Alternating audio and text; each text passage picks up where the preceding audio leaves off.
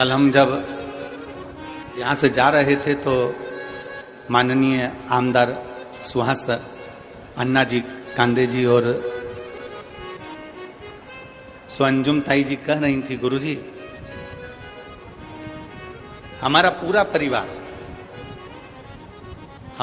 परिवार एक साथ में बैठता है, हम लोग निर्णय लेते हैं तो एक साथ में लेते हैं। हमने उनसे पूछा कि आपकी इतनी व्यस्तता रहती है, उसके बाद में परिवार को समय, कहा गुरुजी परिवार को समय देना जरूरी होता है और केवल परिवार से ही मतलब नहीं। गुरुजी जो मेरा पूरा विधानसभा क्षेत्र है, मैं प्रयास ये करता हूं कि छोटे से छोटा और बड़े से बड़े व्यक्ति को भी समय दिया जाए और उनसे मिला जाए। इसको कहते हैं व्यस्तता में अपना समर्पण रखना, अपना समय निकाल लेना। अगर कोई तुमसे कहे ना कि मेरे पास समय नहीं है, कोई तुमसे कह देना कि मैं तो बिल्कुल नहीं, ऐसा नहीं कर सकता, मैं बिल्कुल वैसा नहीं कर सकता, समझ लेना वो अस्त व्यस्त है। व्यस्त होता तो समय निकल जाता, क्योंकि समय को वो साथ कर चलता। अस्त व्यस्त व्यक्ति साधता नहीं है, पर व्यस्त व्यक्ति समय को भी निकाल लेता है। जैसे कल अन्ना जी कह रहे थे कि हमारा परिवार, अंजुम ताई जी कह रही थी कि हमारे परिवार को, हम हमारे क्षेत्र को पूरा समय देते हैं। व्यस्त रहो, पर व्यस्तता के साथ में अपनों को थोड़ा सा समय देते रहो।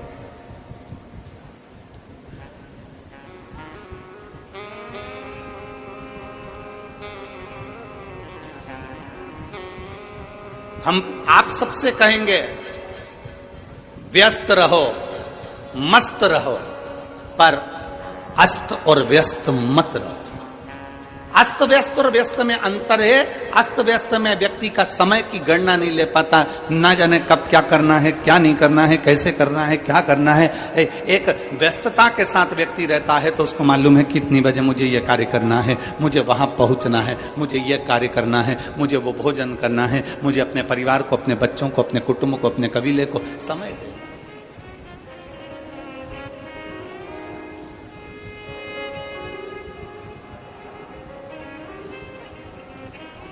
भगवान ब्रह्मदेव, भगवान इंद्रदेव, भगवान नारायण, भगवान गरुण देव, भगवान वरुण देव, भगवान देवाधिदेव महादेव, इन सबको देखिएगा, सबको। इंद्रदेव 24 घंटे टेंशन में मिलेंगे। इंद्रदेव को 24 घंटे चिंता लगी रहती है, ये कैसे हो गया, ये तप करने बैठा है तो तप करने क्यों बैठ गया, ये भजन करने बैठा है तो भजन करने क्यों बैठ गया, ये उपास रख रहा है तो क्यों रख रहा है, किसी पेड़ की छांव में कोई ऋषि बैठ गया तो इतने समय तक तप कर लिया इसने, कहीं इंद्र का आसन ना ले ले, इसने तप कैसे कर लिया, इसने भजन कैसे कर लिया, इसने कीर्तन कैसे कर लिया। इंद्रदेव 24 घंटे टेंशन में रहते हैं।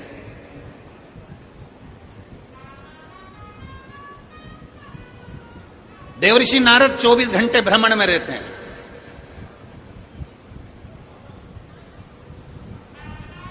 ब्रह्मा जी 24 घंटे सृष्टि के निराकरण में रहते हैं।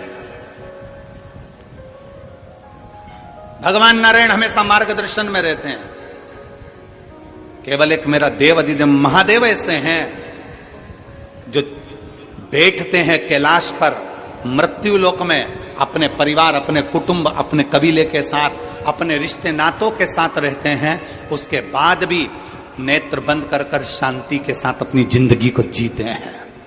ये प्रेरणा देते हैं।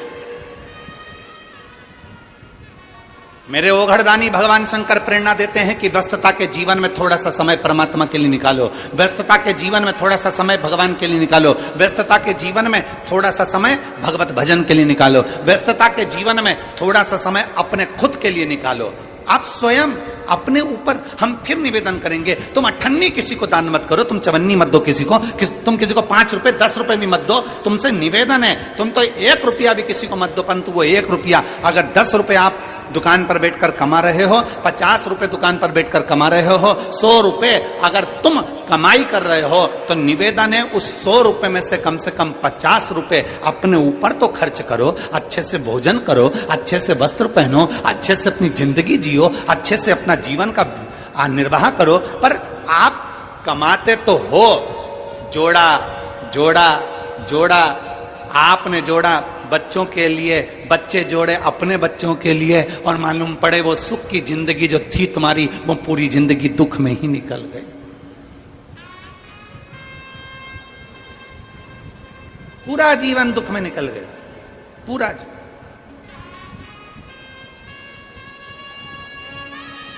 और हुआ क्या आखिरी में? आखिरी में हुआ क्या? जिन जिन के घर में अपने पिता के, माता के, दादा के, दादी के, काका के, काकी के, ताऊ के, ताई के, जिनके घर में पूर्वजों के फोटो लगे हुए हैं, उनका फोटो देखकर विचार करना कि इन्होंने पूरा जीवन कमाया, जोड़ा, जमीन, घर, मकान, जायदाद, कपड़े, वस्त्र, आभूषण सब जोड़ा, और आखिरी में सारा की सारा छोड़कर एक क्षण में चले गए, एक क्षण में चले गए।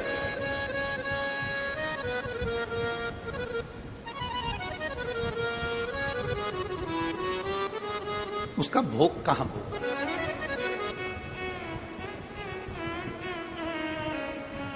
उसका भोग कहां भोग?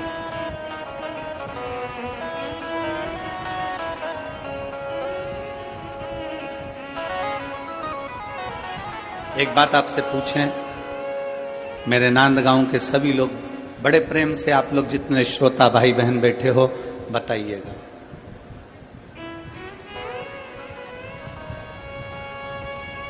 तुमने जो कमाया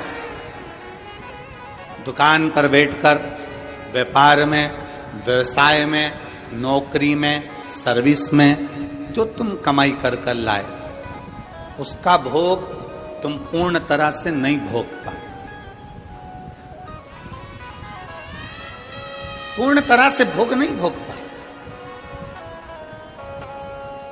कपड़े लेकर आए, कपड़े का भोग भी तुम पूर्ण तरह से नहीं भोगे। कोई आभूषण लेकर आए, आभूषण का भोग भी तुमने पूर्ण तरह से नहीं भोगा। कोई चप्पल लेकर आए, चप्पल का भोग भी तुमने पूर्ण तरह से नहीं भोगा। कोई वस्त्र, आभूषण, जमीन, जायदाद, मकान, बंगला, गाड़ी, किसी का भोग तुम पूर्ण तरह से नहीं भोगते। मकान बनाया, मकान बनाने के बाद में फिर विचार करते हो थोड़ी सी 2 एकड़ जमीन ले लूं, 2 एकड़ जमीन लेने के बाद फिर विचार करते हो कि 4 एकड़ जमीन ले लूं। सब कुछ बढ़ाया तुमने, जितना बढ़ाया उतना भोग नहीं भोग पाए। पर शास्त्र कहता है तुमने जो कमाया उसका भोग तुम पूरा नहीं भोग सकते, पर इतना याद रखना, तुमने जो कमाने के लिए जो तरीका या नियम या नीति के अनुकूल जैसा कमाया, उस कर्म का भोग तुम्हें भोगना ही पड़ता है। तुमने वस्तु का भोग भोगा कि नहीं भोगा, तुमने सामग्री का भोग भोगा कि नहीं भोगा, तुमने संसाधन का भोग भोगा कि नहीं भोगा, पर अपने कर्म का भोग हमें भोगना ही पड़ता है। इसलिए शास्त्र बार बार कहता है कि मत बुरे कर्म कर बंदे वरना पछताएगा, भगवान की आंखों से तू बच नहीं पाएगा, तू बच नहीं पाएगा। अरे ओ अज्ञानी मत करना, तेरे कर्म का फल भी तू ही पाएगा, जैसा किया तूने तेरे आगे आएगा। मत बुरे कर्म कर बंदे वरना पछताएगा, भगवान की आंखों से तू बच नहीं पाएगा, तू बच नहीं पाएगा। हमारे भोग हमें भोगना, हमारे कर्म गति का भोग हमको भोगना।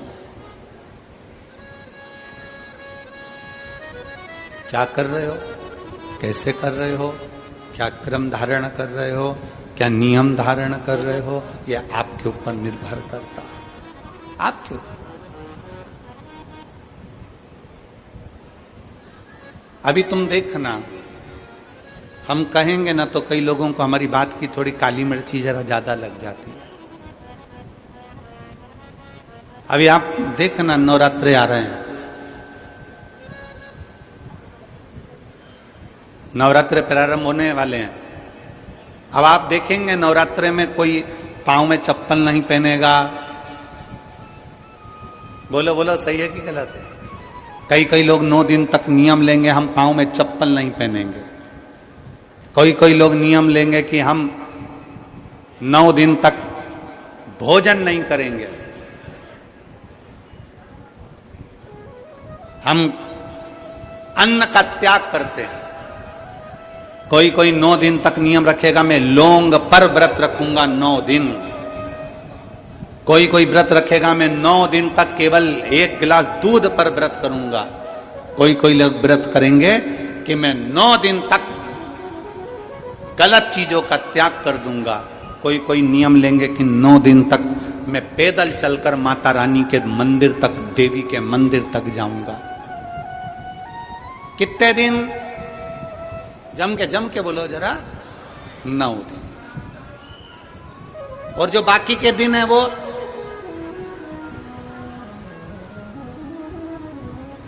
केवल 9 दिन।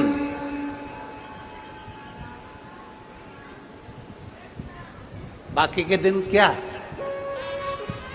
वैसे ही जाने दो। शिव महापुराण की कथा कहती है ये 9 दिन तुम चप्पल पहनो मत पहनो, 9 दिन तुम माता के दरवाजे जाओ मत जाओ, 9 दिन तुम उपास रखो ना रखो, 9 दिन तुम अन्न त्यागो ना त्यागो।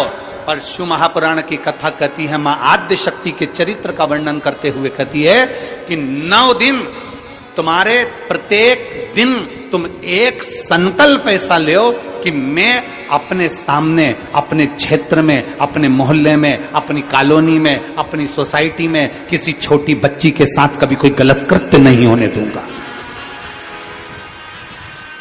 9 दिन में दूसरा नियम लो, हमारे मोहल्ले में, हमारे क्षेत्र में, हमारी कॉलोनी में, हमारी सोसाइटी में मैं कभी अपनी सोसाइटी में, अपनी कॉलोनी में, अपने क्षेत्र में कोई गलत व्यसन नहीं होने दूंगा।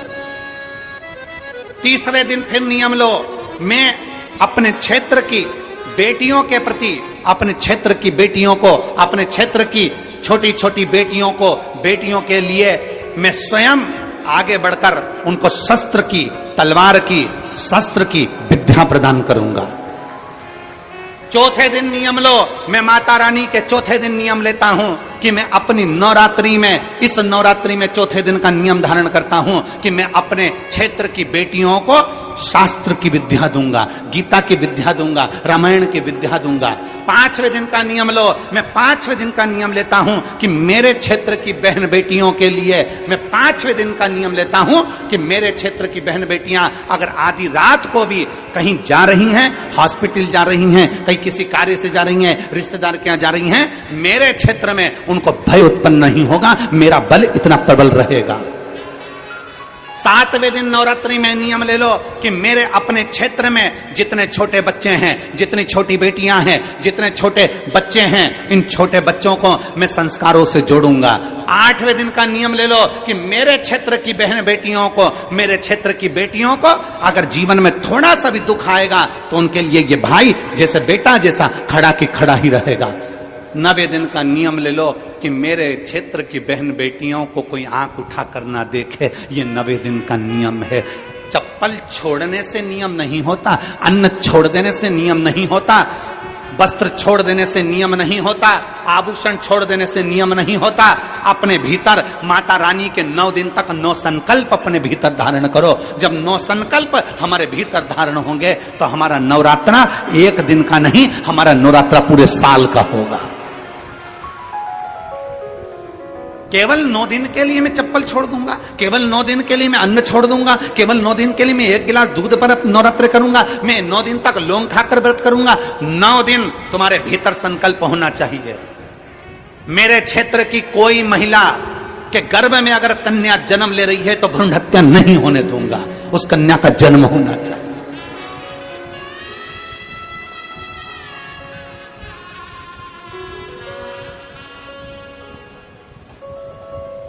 अपने 9 नियम बनाइए, अपने 9 नियम बनाइए।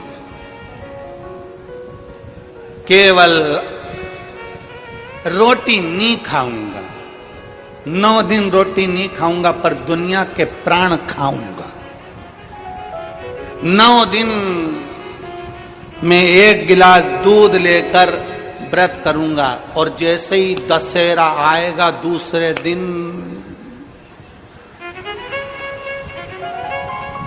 पहुंच गया।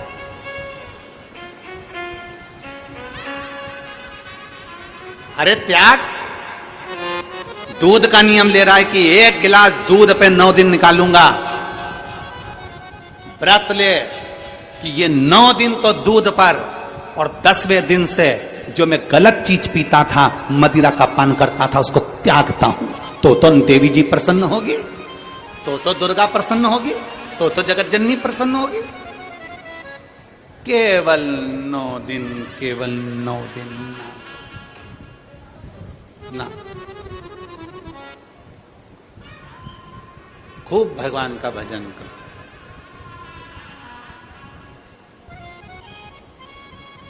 गरबा करना आता है आप लोगों को? अरे बोलो तो जम के, आते? गरबे में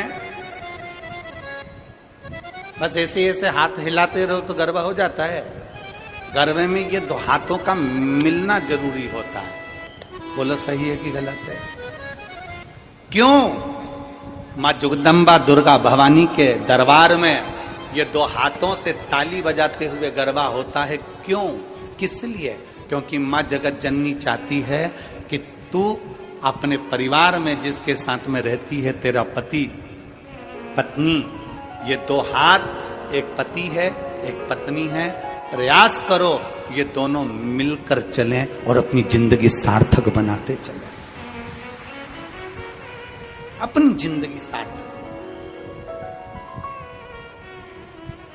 रमो,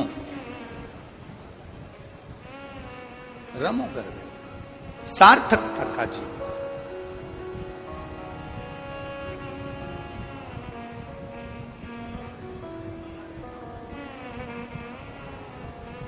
सार्थकता का जीवन।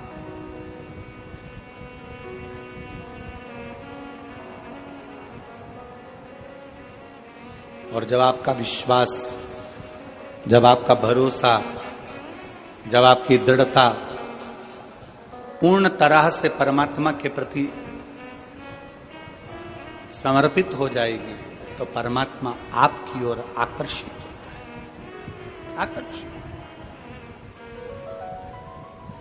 शिव महापुराण की कथा कह रही है, तारकासुर का संवाद कर रहा है, तारकासुर का चरित्र कर रहा है।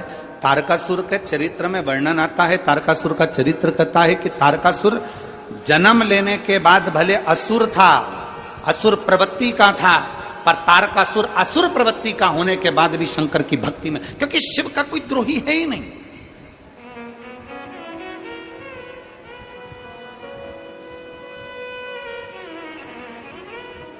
शंकर का कोई द्रोही नहीं है।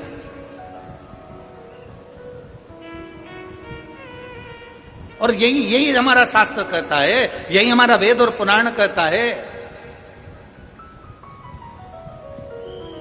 वो कहते हैं ना, ज्योत से ज्योत चलो, प्रेम की गंगा बहाती चलो, राह में आए जो दीन दुखी, राह में आए जो दीन दुखी, सबको गले से लगा के चलो, प्रेम की गंगा बहाती चलो, ज्योत से ज्योत जलाते चलो,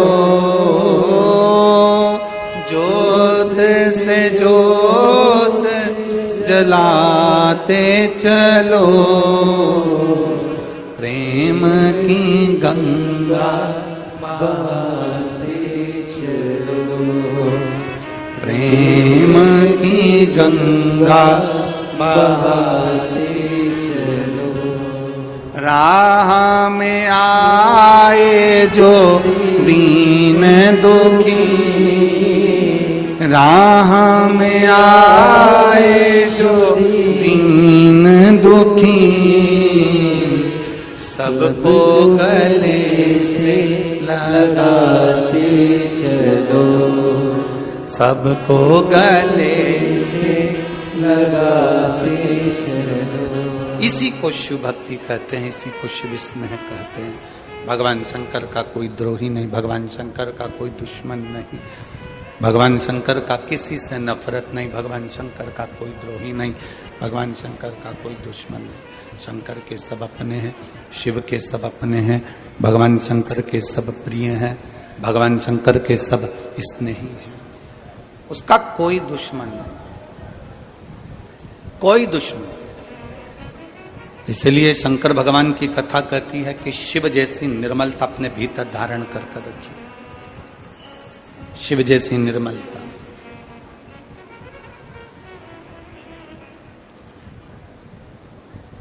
हम ब्राह्मण क्षत्रिय वैश्य शूद्र में बांटे जा रहे हैं।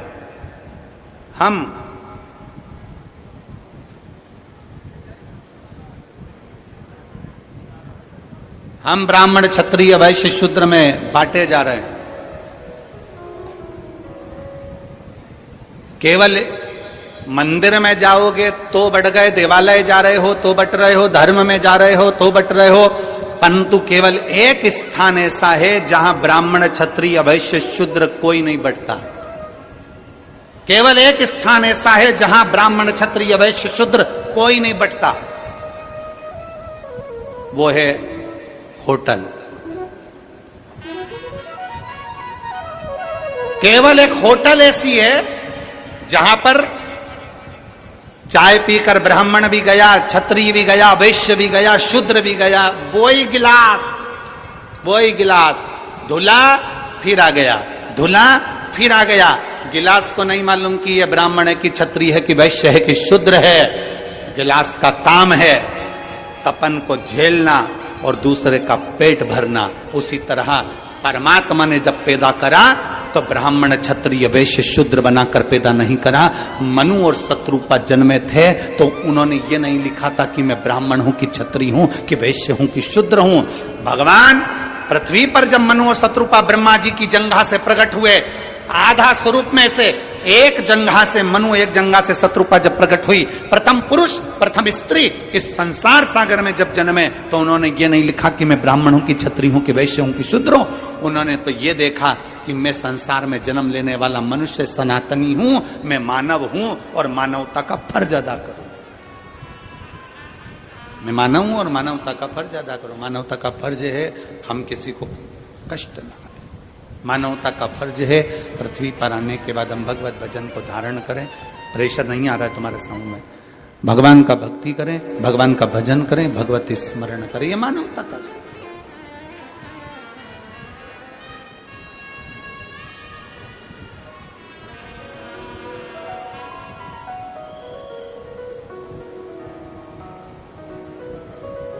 एक बात बताओ रे भैया नांदगांव वालों, ये जीजियों और मेरे जीजाओं जितने बैठे हो, मेरी बेटी बेटाओं जितने बैठे हैं, मेरी माताएं जितनी बैठी, मेरे भाई जितनी बैठे। सब्जी वाला सुबेरे सुबेरे तुम्हारे दरवाजे पर आए सब्जी की गाड़ी लेकर, सब्जी का ठेला लेकर, और आवाज लगा कर कहे हीरा ले लो, खीरा नहीं। क्या बोला? जम के बोलो जरा। हीरा, डायमंड, डायमंड। सब्जी वाला बोले हीरा ले लो, हीरा ले लो, हीरा ले लो, हीरा ले लो। आप में से कितने लोग होंगे जो हीरा लेंगे? बोलो, जम के बोलो जरा। कोई लेगा? सब्जी वाले से पूछा कितने का है? 5 लाख रुपए का। ओ हो पगला, 5 लाख का हीरा सब्जी के ठेले पे नहीं लिया। अब आ गया कबाड़ा बेचने वाला, कबाड़िया, भंगार वाला, कबाड़े वाला। भंगार वाला आया, कबाड़े वाला आया और आकर चिल्ला कर कर आया हीरा ले लो, हीरा ले लो। कोई लेगा हीरा भंगार वाले से, कबाड़े वाले से? कोई हीरा लेगा? बोलो तो जम के नहीं। अब आपको सब्जी वाले के पास जो हीरा था वो बिल्कुल असली था, कबाड़े वाले के पास जो हीरा था बिल्कुल असली था, पर किसी ने लिया नहीं। और अब गए बड़े शोरूम में, डायमंड के शोरूम में, हीरे के शोरूम में, और मालूम पड़े वहां जो नकली हीरा था कितने का है? 10 लाख का। 10 लाख का दे दो। नकली शोरूम से लेकर आ गए, असली ठेले पर बिक रहा था, नहीं लिया। असली कबाड़े पर बिक रहा था, नहीं लिया। क्यों? क्योंकि वो बड़ी जो दुकान दिखी है, तो नकली हीरा भी बड़े शोरूम से चल जाता है, उसी तरह कितना बड़ा भी पापी क्यों ना हो, शिव महापुराण से तर जाता है। संसार का कोई जीव कैसा भी हो, संसार का कोई जीव कैसा भी हो, शिव महापुराण की कथा भगवत। यहां पर अन्ना जी ने भंडारा चलवाया, आमदार जी ने यहां पर भंडारे का व्यवस्था करी, भंडारा चलवाया, और रोज प्रतिदिन बहुत अच्छा भंडारा चला, लाखों लोगों ने भोजन किया। अन्ना जी वहां पर गए, किसी से पूछा कि तू ब्राह्मण है कि क्षत्रिय है कि वैश्य है कि शूद्र है? उन्होंने तो ये देखा कि शिव का भक्त है, उन्होंने तो ये देखा कि भगवान का भक्त है।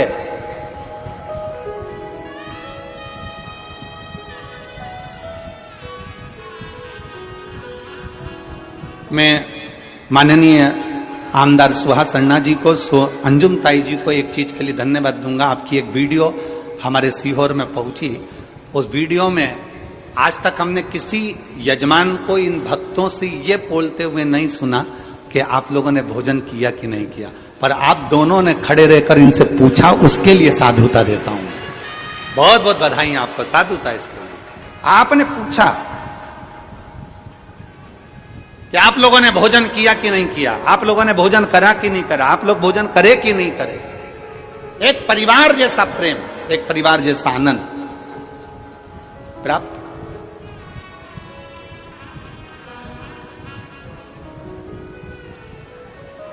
नंदगांव वालों, आने वाले समय में फिर कथा सुनना है कि नहीं सुनना है? जम के तो बोलो जरा, दोनों हाथ उठाकर जरा बोल दो एक बार। सुनना है सबको? तो इनको मत छोड़ना,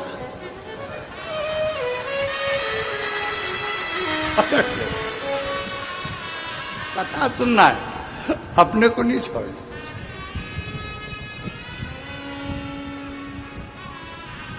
ए अन्ना जी,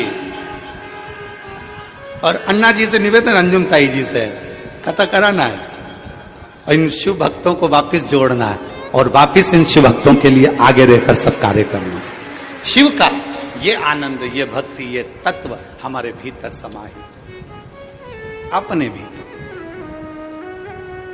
हमारा तो आज यहां कथा विराम हो जाएगी, 5 तारीख से हापुड़ में चालू हो जाएगी, 14 तारीख से फिरोजाबाद उत्तर प्रदेश में चालू हो जाएगी। कथाएं निरंतर चलती रहती हैं और चलिए, पर अपने भीतर शिव भक्ति को प्रकट करिए। शिव भक्ति कबाड़े वाला भी हीरा बेचेगा तो कोई नहीं लेगा, भले वो असली हो।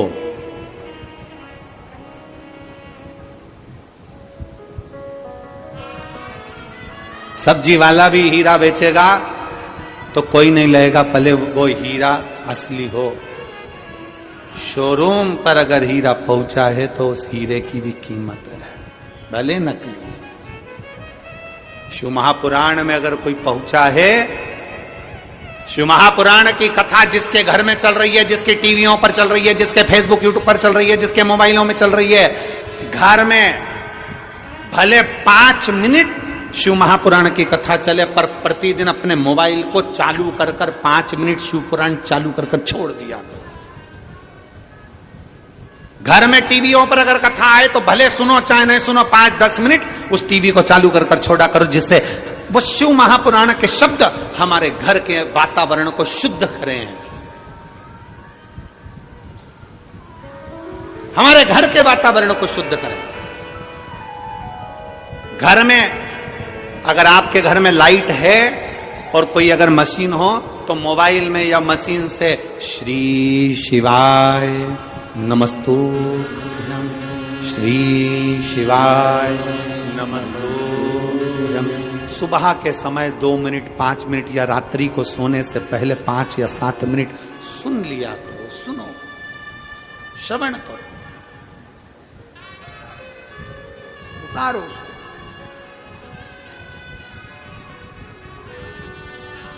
अपने भीतर उतारने का प्रयास।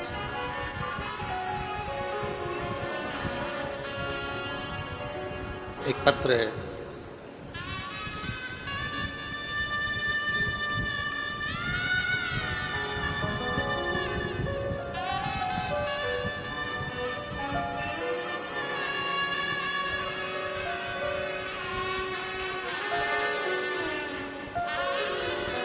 मेरा नाम दत्तात्रेय चौहान है। मैं पूना से आया हूं। मेरा नाम दत्तात्रेय चौहान पूना से है। कहीं बैठे हो आप ही हैं? आ जाइए, एक बेलपत्र ले जाइए, आ जाइए। मेरा नाम दत्तात्रेय चौहान है, मैं पूना से आया हूं। मेरा मोबाइल नंबर यह है। एक लोटे जल का मैं क्या वर्णन करूं गुरुदेव, रुद्राक्ष का मैं क्या वर्णन करूं गुरुदेव। मेरी पत्नी वर्षा चौहान मई 2024 में अचानक से पागलों जैसी हरकत करने लगी। हम सब डर गए। हमें कुछ समझ में नहीं आ रहा था कि क्या करें। हमारे पास इतने पैसे भी नहीं थे कि हम कोई बड़े हॉस्पिटल में उसको लेकर जाएं, और डर ये भी लग रहा था कहीं इसको कहीं पागलों के हॉस्पिटल में या कहीं जमा ना कर दें, इसलिए हम उसको लेकर ना गए। तब हमने मोबाइल पर देखा कि आपकी कथा छत्रपति संभाजी नगर में चल रही है। हम वहां डॉक्टरों को दिखाने के लिए आए, पुणे भी दिखाया, सब दूर दिखाया, पर उन्होंने बताया कि ब्रेन में एक नस दब गई है जिसके कारण ये पागलों जैसी हरकत कर रही है। अब उसका ब्रेन खोलना, नस को वापिस सेट करना, मतलब वापिस ये चल पाएगी नहीं चल पाएगी, कोमा में चली जाएगी, कोई भरोसा नहीं था। तब हमने, डॉक्टर बार बार दवाइयां देते पर उससे कोई फर्क नहीं पड़ता। समय निकल गया। तब हमने एक बार मन बनाकर शिव महापुराण की कथा सुनी। सीहोर गए, वहां का रुद्राक्ष लेकर आए और तांबे के कलश में गलाकर उस रुद्राक्ष का पानी हमारी धर्मपत्नी को देना प्रारंभ करा। आज मैं बाबा को धन्यवाद देने के लिए आया हूं कि मेरी धर्मपत्नी पूर्ण तरह से स्वस्थ हो गई है। मैं बाबा को यहां प्रणाम करने के लिए आया हूं। एक लाइन अच्छी लिखी है,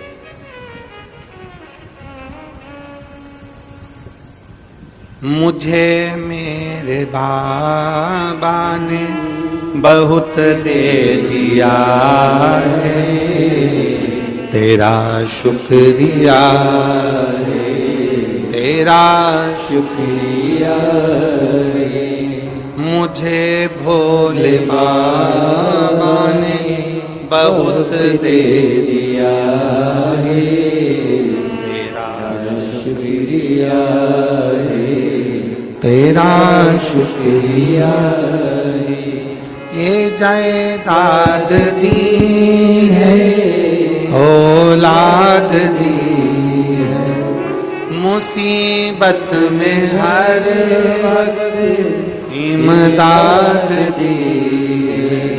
तेरा ही दिया मैंने खाया पिया है, तेरा शुक्रिया है, तेरा शुक्रिया है। मुझे भोले बाबा ने बहुत दे दिया है, तेरा शुक्रिया है, तेरा शुक्रिया है। भगवान देवाधिदेव महादेव से प्रार्थना करिए, भगवान शंकर से निवेदन करिए। तारकासुर होकर तारकासुर प्रवृत्ति का होने के बाद भी भगवान शंकर की शरणागति प्राप्त करता है। उसके मन में गलत भाव नहीं, उसके मन में गलत विचार नहीं, उसके मन में शिव के प्रति गलत सोच नहीं, गलत दृष्टि नहीं। अजय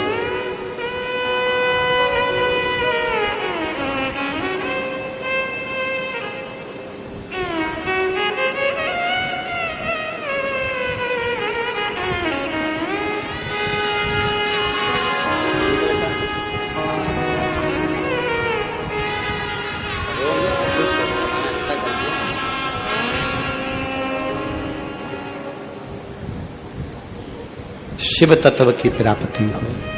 तारकासुर ये चल रहा है बक्से। तारकासुर असुर होकर भी भगवान शंकर की भक्ति को नहीं छोड़ता।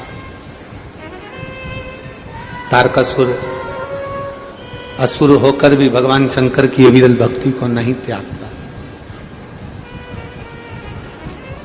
शिव भक्ति में रमा हुआ है, शिव भक्ति में लगा हुआ है, शिव भक्ति में तल्लीन है। शंकर का कोई द्रोही नहीं, शिव का कोई दुश्मन नहीं। संसार सागर में अगर जन्म ले, मृत्यु लोक में अगर जन्म ले, मृत्यु सागर में अगर आओ, तो ये मानकर चलो कि हमारा कोई दुश्मन नहीं है, हमारा कोई द्रोही नहीं है।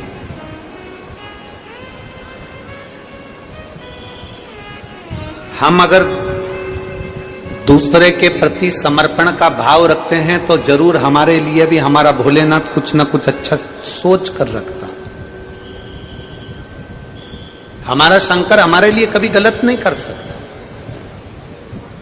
हमारा शिव हमारे लिए कभी गलत नहीं करेगा।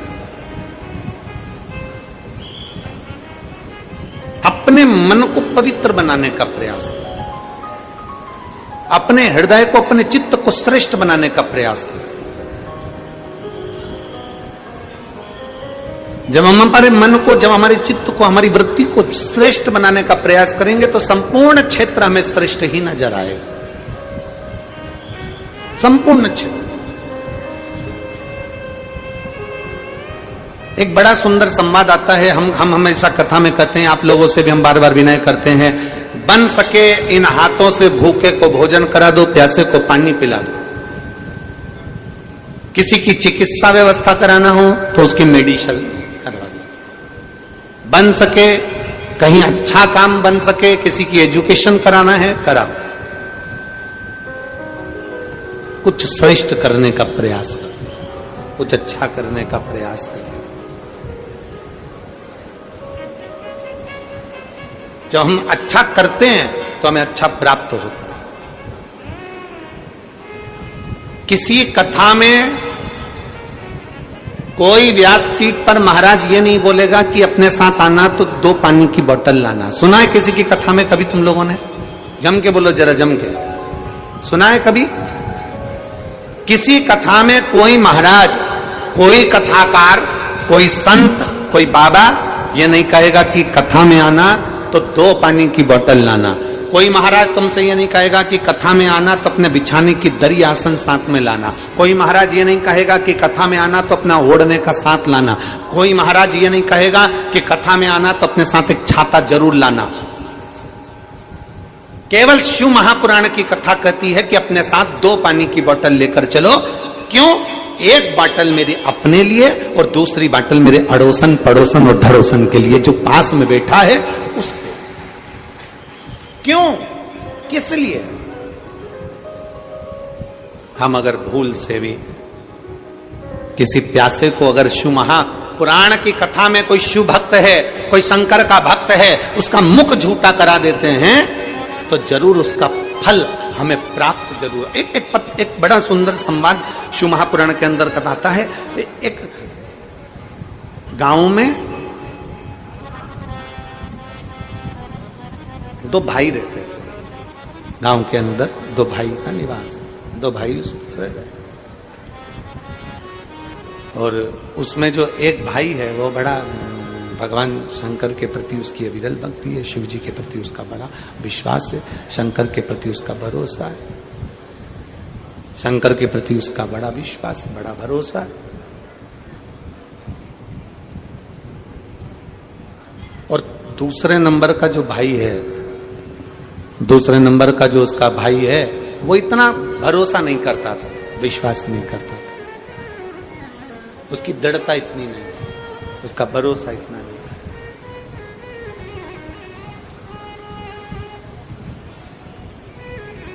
दोनों भाई खेती करते और गन्ने की फसल लेते।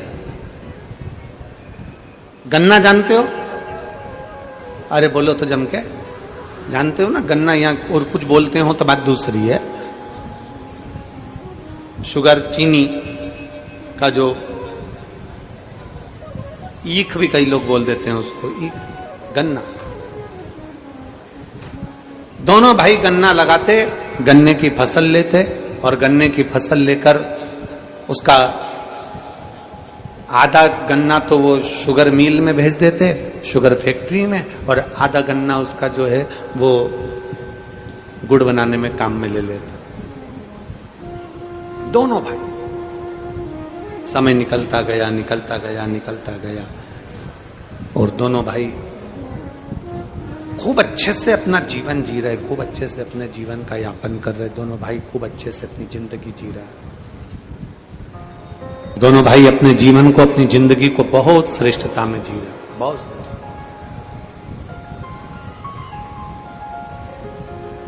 बड़ा भाई शंकर भगवान को रिझाता था, शिव भक्ति करता था, शंकर का स्मरण करता था, शिव तत्व को जानता था।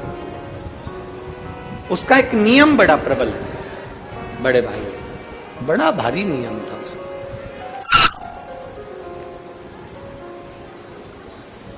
उसके दरवाजे पर अगर कोई भूलवश शिव भक्त आ जाता, उसके दरवाजे पर कोई शंकर का भक्त पहुंच जाता, उसके दरवाजे पर अगर कोई शिव भक्त आ जाता, तो वो उसको बिना गन्ने का रस पिलाए भेजता ही नहीं।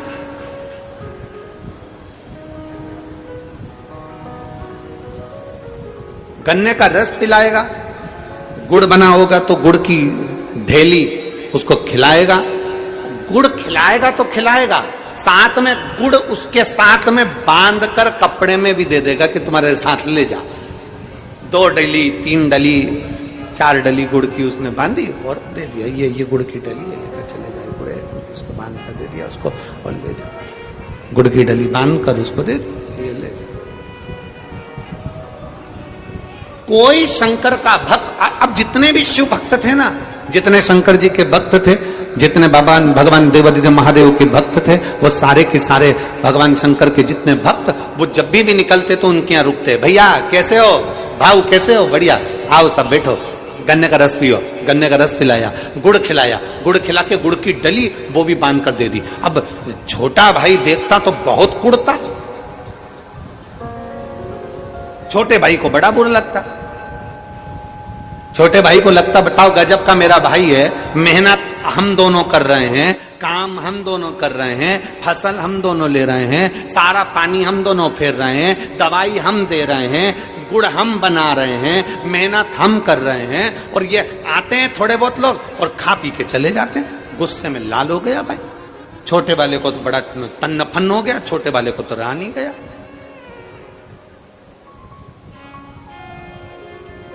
छोटे वाले से रह नहीं जाता, छोटे वाला तन्नोपन्न करता। उसके मन में आया कि ये सब भैया कब तक खिलाते रहेंगे, भैया कब तक देते रहेंगे। बड़ा भाई छोटा भाई फसल लेता, इतनी अच्छी फसल आती, इतना गुड़ बनता, इतनी शक्कर, इतनी चीनी बनती, खूब आराम से अपनी जिंदगी जीते खूब। एक दिन छोटे भाई को लगा कि मेरा शंकर जी का भगत भैया ये शंकर जी के मंदिर में जाए तो शंकर जी के मंदिर में गुड़ चढ़ा करा जाए, ये शंकर जी के मंदिर जाए तो गन्ने का रस चढ़ा करा जाए, ये शंकर जी के भगत होना है तो खूब खिलाए पिलाए। अब एक काम करता हूं, अब की बार फसल लेंगे, तैयारी पूरी कर लेंगे, फसल आएगी तो मैं मेरे भैया को तीर्थ भेज दूंगा। फसल का जब आने का समय होता है ना, तभी ये शंकर के भगत होना जाते। कितना सारा गुड़ दे देना पड़ता है, कितना सारा गन्ने का रस दे देना पड़ता है। अब की बार भैया को तीर्थ भेज दूंगा। अब वापिस फसल आई, छोटे भाई ने देखा पूरी फसल आ गई, दोनों भाइयों ने मिलकर लगा ली, फसल आने का समय आ गया, गुड़ बनाने का समय आ गया, गन्ना काटने का समय आ गया, शुगर मिल में गन्ना भेजने का समय आ गया। तो छोटे भाई ने अपने बड़े भाई के पांव दबाते दबाते कहा, भैया मेरा मन है, आप अभी तक कोई तीर्थ नहीं गए हो, भैया आप तीर्थ चले जाओ, अब की बार फसल में काटूंगा, शुगर मिल में भेजूंगा, शुगर फैक्ट्री में मैं भेजूंगा, गुड़ में बनाऊंगा, आप चले जाओ, आप तीर्थ करिए। बड़े भाई ने कहा, नहीं फसल सामने आई हुई है तो मेरे को तो मेहनत करना पड़ेगी ना, अपन दोनों किसानी करते हैं दोनों को। नहीं नहीं भैया आप चले जाओ, मैं हूं ना, मेरे पे भरोसा नहीं किया।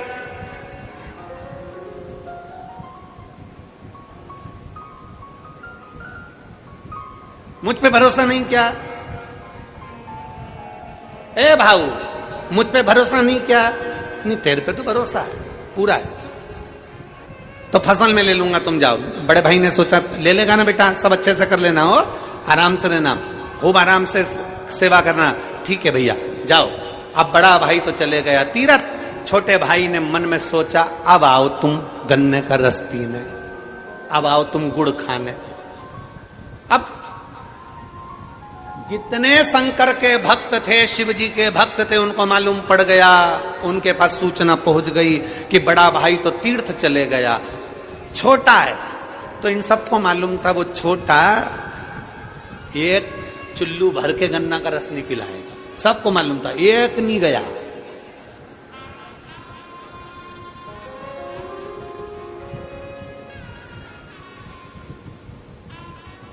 एक नहीं। मैं माननीय अन्ना जी को एक बात कहना चाहूंगा, उस बात के पीछे हमको बहुत हंसी आई। कल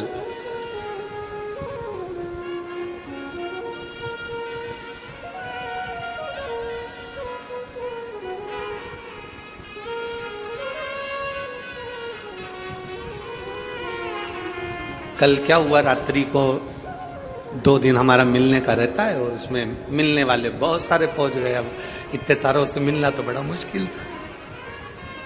हंसी हमको बहुत आई रात को, बहुत अन्ना जी, बहुत हम हंसे भी बहुत उस बात के लिए। तो जब हम, आप तो उस समय कमरे में थे अंदर भीतर वाले, जब हम इधर से निकलकर उधर भवन की ओर जा रहे थे तो एक पुलिसकर्मी ने, एक नवयुवक लड़का था, युवान यही नादगांव का, उसको पुलिस वाले ने पीछे करा। तो दूसरे कार्यकर्ता ने फिर उसको पीछे करा। तो पीछे से चिल्लाकर बोलता है, और शायद 2-3 जो पुलिस वाले खड़े थे उनने सुना भी होगा, हमने सुनकर हमको खूब हंसी, हम अंदर जाते जाते हम हंसे। पीछे से चिल्लाकर बोलता है, सुभाष अन्ना जी होते ना तो मेरा हाथ पकड़ के अंदर ले जाते। अब हमको हंसी आए, हमने कहा गजब, मतलब लोगों के मन में विश्वास है कि भैया ये अन्ना जी होते तो पकड़ कर ले जाते, मेरे को अंदर मिलवा देते, विश्वास। बस वही भरोसा होना चाहिए कि शिव महापुराण की कथा कहती है, आपके अंदर यह भरोसा होना चाहिए कि शिव मेरे साथ है। जैसे वो बालक ने कहा कि अन्ना जी होते तो मेरा हाथ पकड़ ले, मतलब शिव मेरे साथ हो, शंकर मेरे साथ। अब पूरे नगर वालों को मालूम पड़ गया, पूरे क्षेत्रवासियों को मालूम पड़ गया कि बड़ा भाई तीर्थ करने गया है, छोटा भाई घर में है, कोई नहीं जाता, कोई गन्ने का रस पीने नहीं गया, कोई गुड़ खाने नहीं गया, कोई गुड़ लेने नहीं गया, कोई नहीं गया। अब भाई ने, उसने सोच के रखा था मैं किसी को भी गन्ने का रस नहीं दूंगा, मैंने मेहनत करी है, गुड़ नहीं दूंगा, मैं शुगर नहीं दूंगा, चीनी नहीं दूंगा। बस उसने अपना गुड़ बनाया, उसने अपना गन्ना शुगर फैक्ट्री में भेजा और फसल पूरी दे दुआ के सारा हिसाब लगाया। हिसाब लगाने पर मालूम पड़ा उसको कि हर साल जितनी फसल आती थी, हर साल जो पैसा आता था, उससे केवल आधा पैसा अब की बार आया। अब की बार केवल आधा पैसा आया। बड़ा भाई आ गया तीर्थ से, छोटे भाई से पूछा क्यों, हिसाब कहाँ है? बड़े भाई ने हिसाब मांगा, छोटे भाई ने हिसाब दिया। बड़े भाई की आंख में आंसू आ गए। छोटे से कहा, छोटे मैं जब गया था फसल अच्छी थी, मैं गया था जब गन्ना अच्छा था, फिर ये इतना कम हिसाब कैसे आया? भैया शक्कर का भाव कम हो गया, चीनी का भाव कम हो गया, भैया गुड़ का भाव कम हो गया, इसलिए हमारे पास में कम पैसा आया, कम पैसा आया। बड़े भाई ने छोटे भाई से कहा, कोई बात नहीं, तू दुखी मत हो, तू दुखी मत हो। रो क्यों रहा है? किस लिए रो रहा है? छोटा भाई बड़े भाई के गले लगकर रोते हुए बोला, भैया मैं जानता नहीं था कि किसी का मुख झूठा कराने का फल क्या होता है।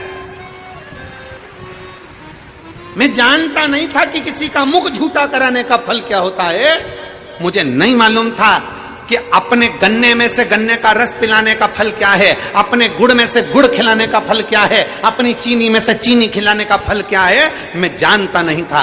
आपसे हमने पहले भी कथा में कहा, आज फिर कहते हैं, तुम्हारी दुकान अच्छी चल रही है, तुम्हारी नौकरी अच्छी चल रही है, तुम्हारा व्यापार अच्छा चल रहा है, तुम्हारा व्यवसाय अच्छा चल रहा है, तो एक काम करो, मकान बना लो। बहुत अच्छा दुकान व्यापार नौकरी चले तो पत्नी के जेवर बना दो। खूब अच्छा व्यापार दुकान नौकरी चले तो थोड़ी खेती की जमीन खरीद लो। खूब अच्छा व्यापार दुकान नौकरी चले तो थोड़ा बहुत मकान गाड़ी बंगला कर लो। शास्त्र कहता है, चलते चलते में थोड़ा सा बना लोगे चल जाएगा। उसी तरह शिव महापुराण की कथा कहती है, तुम्हारी जिंदगी में जब तक तुम्हारे हाथ पैर चल रहे हैं तब तक कथा सुन लो, और जब तक तुम्हारी घर में चल रही है तब तक दोनों हाथों से दान कर लो। इसके बाद कर पाओ ना कर पाओ। चलती दुकान में से थोड़ा सा सामान निकाला, भूखे को भोजन करा दिया, प्यासे को पानी पिला दिया, भोजन करा दिया, अन्नदान कर दिया। हम आपसे कभी नहीं कहते कि तुम करोड़ों का अन्नदान करो। हम आपसे कहते हैं, अगर घर से आ रहे हो तो कुछ रोटी, थेपला, पराठा, पूड़ी, बेसन, रोटी कुछ भी बना कर लिया और मुख झूठा कराओ इन शिव भक्तों का। उस छोटे भाई ने गले लगकर आंख में आंसू भरकर कहा, भैया तू शिव भक्तों के मुख झूठे करा देता था, इसलिए फसल भी अच्छी आती थी। तो शिव भक्तों का मुख झूठा करा देता था, इसलिए पैसा भी अच्छा आता था। हमने देखा है, हम अपनी व्यासपीठ से कहते हैं, एक इतनी छोटी सी डायरी ले लो और किसी को अगर 5 रुपए का पानी पिलाया है, शिव महापुराण के अंदर इन शिव भक्तों की सेवा करिए। अगर 5 रुपए का पानी पिलाया है तो एक डायरी पर तारीख के समेत लिख कर रखो। 3 महीने के बाद हमको बताना वो 5 रुपया तुम्हारा 5000 के बराबर हुआ कि नहीं। मेरा ओघड़ बाबा, मेरा ओघड़दानी, मेरा शंकर, मेरा त्रिकालदर्शी, मेरा कैलाशी, अविनाशी शिव जितना शिव महापुराण की कथा में लगा लेता है, उससे लाख गुना मेरा कुबेर भंडारी वापिस चुका देता है, वापिस दे देता है।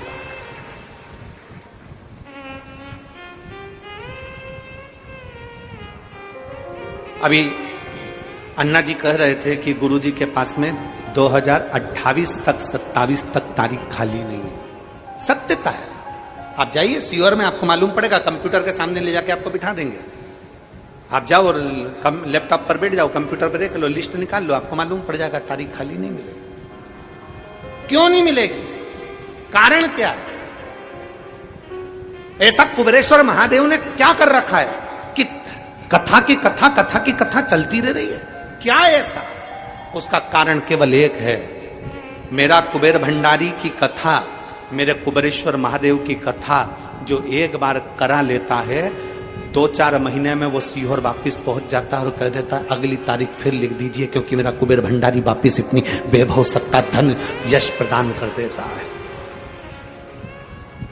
मेरा कुबेर भंडारी वापिस इतना दे देता है कि अगली कथा की तारीख फिर लिखवा कर जाते हैं, अगली तारीख वापिस दो, अगली तारीख वापिस दो, फिर तारीख वहां पर लिखा के जाएगा, 25 में दो, 26 में दो, 27 में दो, तुम्हारी मर्जी पड़े तब दो, पर तारीख लिखो, हमारी तारीख लिखो।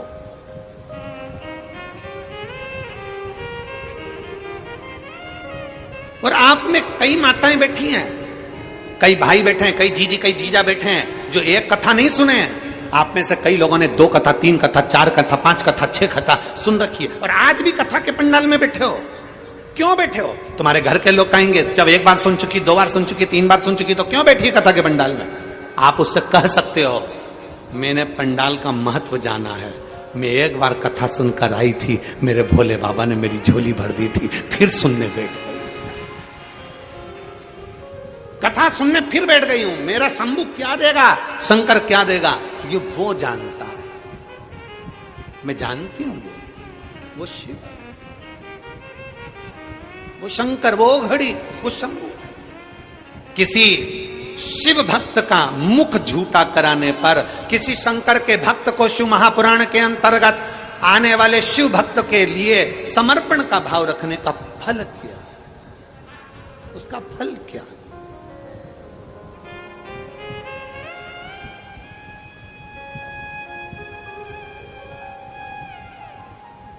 ये कथा तो देवाधिदेव महादेव की कृपा से पूर्ण हो रही। इसके पहले एक कथा थी गुड़गांव में, गुरुग्राम हरियाणा में। श्री वर्धन जी यादव जी ने वो कथा कराई थी और वो कथा 2 दिन के बाद में रोक दी गई थी। कथा के पंडाल में से शिव भक्त निकल कर नहीं गए, कथा फिर उनके घर पर चालू करी वर्धन जी यादव जी। गुरुग्राम हरियाणा के शिव भक्त निकलकर बाहर नहीं गए, पंडाल में पड़े रहे, हमें कथा सुनना है, हमें कथा सुनना है, खड़े रहे। मैं गुरुग्राम हरियाणा के उस वर्धन यादव जी को धन्यवाद दूंगा कि उनको मालूम पड़ा उनकी माता जी को और उनको कि पंडाल में भक्त लोग हैं और वो सब नहीं है और उनके भोजन की व्यवस्था नहीं हो पाई, क्योंकि पंडाल में सब बंद करवा दिया गया था। तो तुरंत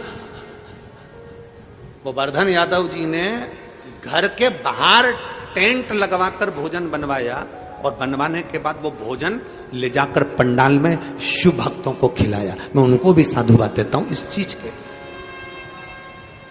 समर्पण किसको कहते हैं? समर्पण, जैसे अभी हमने कथा में कहा कि अन्ना जी और ताई दोनों मिलकर हाथ जोड़कर कहते हैं आपने भोजन किया, आपने भंडारा जीमा, आप प्रसाद पाए, इससे प्रसन्नता होती है, इससे हमारे जीवन की एक बलता मिलती है, एक आनंदता मिलता है कि यजमान स्वयं शंकर और पार्वती का रूप होते हैं। ये हमने कई बार शिव महापुराण में कथा में कहा है कि शिव शंकर का एक रूप है, हमारे यजमान शंकर का एक रूप। हम हमेशा शिव महापुराण की कथा में कहते हैं ईश्वर जी और गोरा जी का स्वरूप है।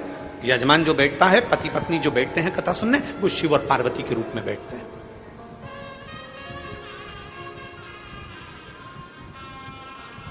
इसीलिए हम कथा में बार बार कहते हैं, शिव महापुराण की कथा में जब भी पति पत्नी यजमान के रूप में बैठे ना, खूब सज धज के बैठो, खूब जोर सार, खूब बंठन के बैठो।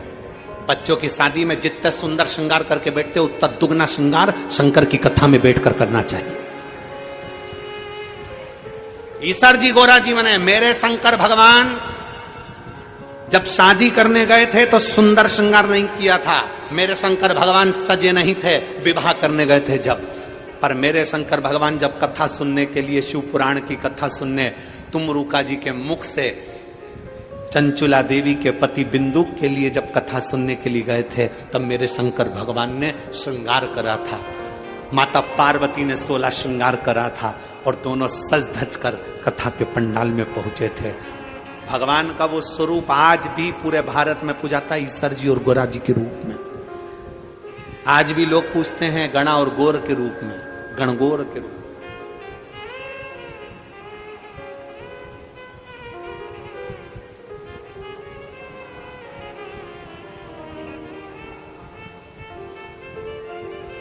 और हम तो हमेशा कहते हैं ये भगवान ने जो 32 दांत दिए हैं ना,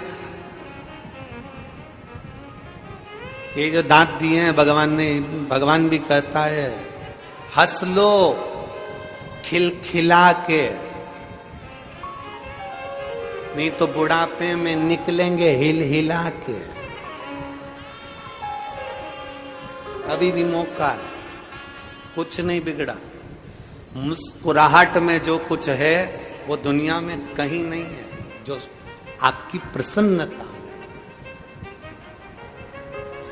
अपनी प्रसन्नता,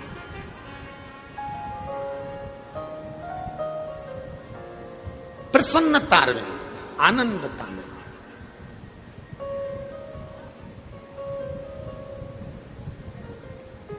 कहा। शिव महापुराण की कथा कहती है, भगवान शंकर का चरित्र कहता है, शिव तत्व कहता है, औगड़दानी का चरित्र कहता है। मुख झूठा करा देने पर भी फल की प्राप्ति है। शिव महापुराण का रिश्ता बड़ा सबसे प्रबल रिश्ता है शंकर का। शिव महापुराण का रिश्ता के बराबर कोई रिश्ता नहीं है। घर में तो आपको मालूम है कि ये मेरा भाई है, घर में आपको मालूम है कि ये मेरी बहन है, घर में आपको मालूम है ये मेरे नातेदार, ये मेरे रिश्तेदार हैं। शिव महापुराण की कथा में यहां जितने पंडाल में बैठे हो, तुम्हारे आसपास में जो माताएं बैठी है, तुमको नहीं मालूम कि ये तुम्हारी बहन है, कि तुम्हारी काकी है, कि तुम्हारे रिश्तेदार हैं, कि तुम्हारे नातेदार हैं, पर 7 दिन कथा में उसके पास बैठ कर ऐसा रिश्ता बन जाता है कि घर के रिश्ते पीछे रह जाते हैं और शिव पुराण का रिश्ता अलग चल जाता है। ये शंकर का रिश्ता है, ये शिव तत्व का रिश्ता है, ये शिव महापुराण का रिश्ता है। इसीलिए शिव महापुराण की कथा कहती है, हमारा भगवान की कथा।